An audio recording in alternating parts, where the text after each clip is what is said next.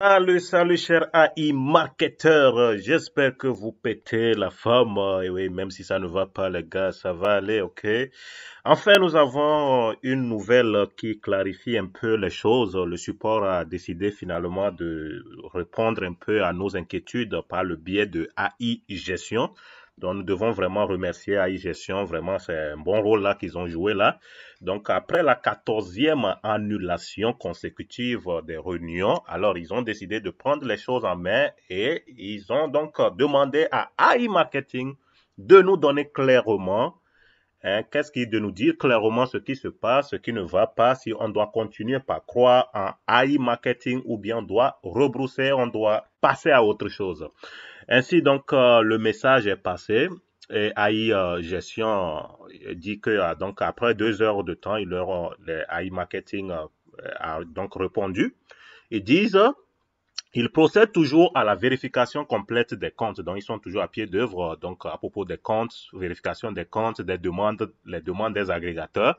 Donc, certains agrégateurs voulant faire pression sur la Russie ont décidé de bloquer certains comptes d'AI Marketing qui seraient prétendument russes. Voilà, donc, étant donné la situation, beaucoup de choses qui se passent bon, avec la guerre là, la Russie a été bloquée. Il y a beaucoup de choses, hein, des événements, et même quand on prenait les questions aussi au niveau économique, social et tout, il y a plein de choses dont la Russie a été donc écartée, oui, à cause de la guerre qu'ils ont initiée avec l'Ukraine. Voilà. Bon, ça explique un peu, hein. Bon.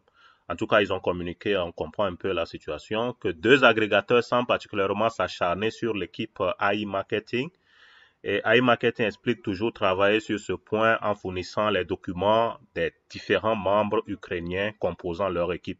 Oui, autre problème, c'est qu'il y a beaucoup de techniciens et autres là qui sont ukrainiens, donc dans iMarketing, et beaucoup de développeurs qui sont donc ukrainiens, et étant donné la situation de la guerre, voilà, ça n'arrange pas la situation.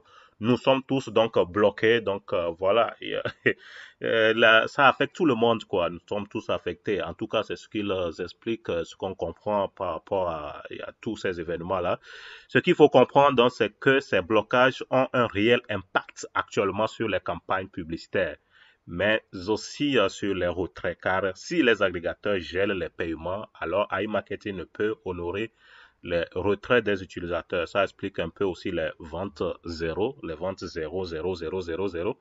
Bam, voilà, donc les agrégateurs aussi, rien, il n'y a qu'une vente, voilà, donc les agrégateurs ne payent pas, ils gèrent les choses, donc voilà un peu, ça explique un peu quelque chose, donc ce qui fait qu'on ne peut pas retirer quelque chose, bon, mais quand même, pouvez nous permettre de retirer un peu quelque chose ce qu'on avait avant, non? Hein? Oui, non, vous, iMarketing, oui. Moi, un peu touché, même si c'est un peu là, voilà, en tout cas, ceci est une simple explication d'un message échangé avec AI Marketing ce jour et nous sommes d'accord que le compte rendu qui en découle a comme un goût de déjà vu. Voilà, donc on en sait déjà. Nous restons donc patients en espérant que la situation se décantera et continuons à travailler sur nos propres solutions. Voilà, donc c'est ce qui se passe vraiment, c'est la situation de AI Marketing actuellement.